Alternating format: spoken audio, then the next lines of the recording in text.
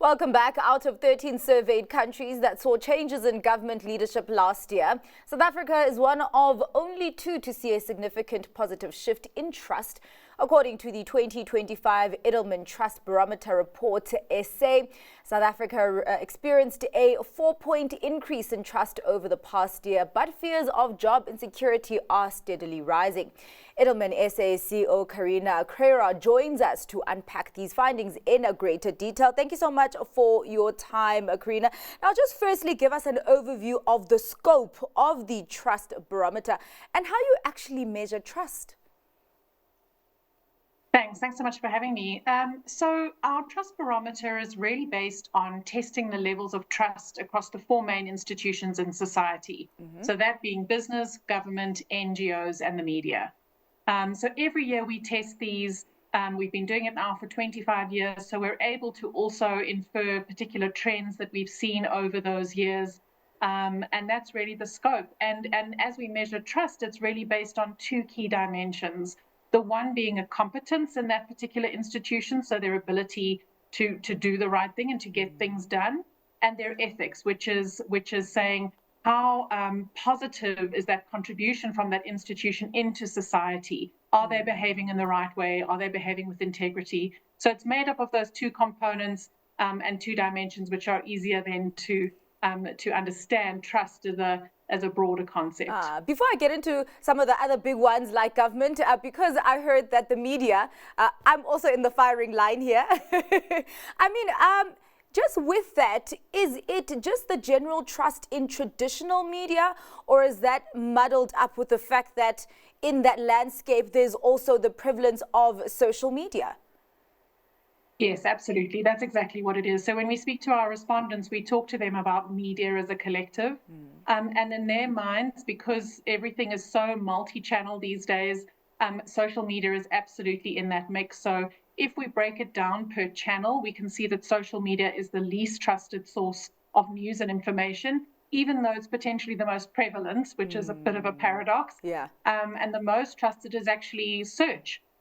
So people are going online more and more to find their news and information sources from across different varying places.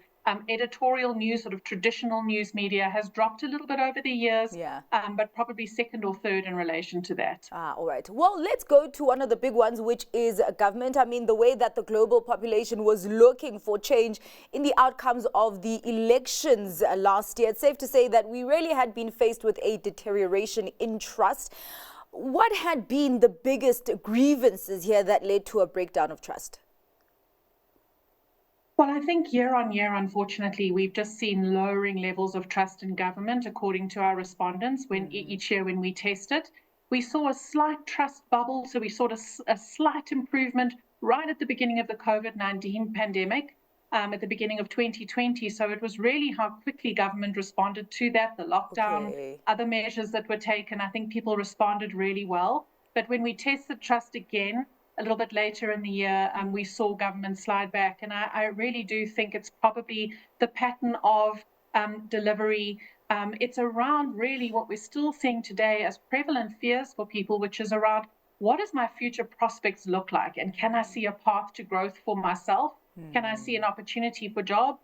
Can I see an opportunity for economic growth and for my situation to improve? And unfortunately, whether government is to blame or not to blame, that's how people do see that sort of traditional leadership structure of government actually coming and delivering those issues for people. Well, talking about leadership structures, we've seen a lot of changes in that due to last year's elections.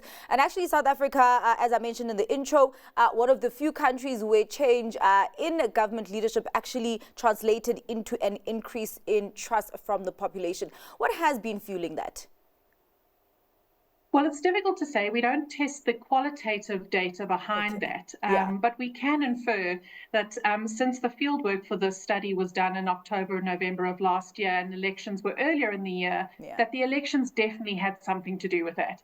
So I think we can infer that the development of the government of national unity, the sense that people felt like maybe more voices were being heard in their election of government leaders, I think we saw a more stable power supply come online just before the elections. That's maintained itself.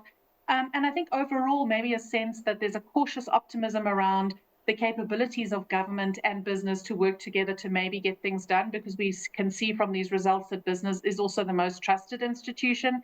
I think all of that together can imply that that's probably what was driving this trend. I'm just wondering in terms of the timelines here, because a lot has changed in the last few weeks, even months, with the volatile macroeconomic environment, U.S. policies as well that have affected South Africa, and particularly one of the institutions, the NGOs, where Trump has said that the U.S. will stop funding to South African NGOs.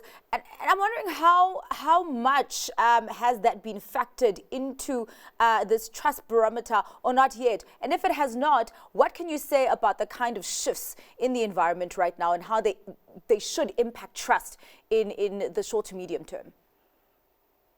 Well, I don't think anybody saw exactly what was coming for us when we studied this at the end of last year.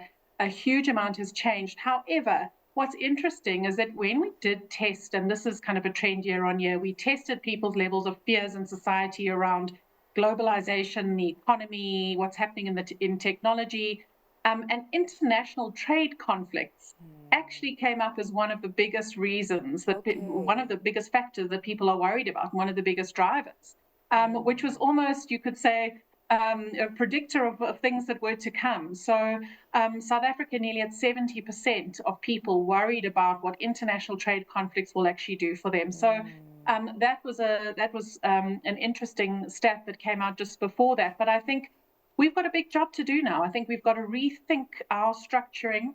I think we've got to make sure from an NGO perspective, we know NGOs are largely trusted, but people aren't really sure based on the study whether they can trust them to be competent in the delivery, just because there's so much they need to do that they can't do it by themselves. So I think the expectation is that NGOs are now going to have to partner much more closely with business. So I think we're looking more at what do corporate foundations, what can they do to actually step up and sort of step into the fold, so we're not as reliant on the global funding and the global investment.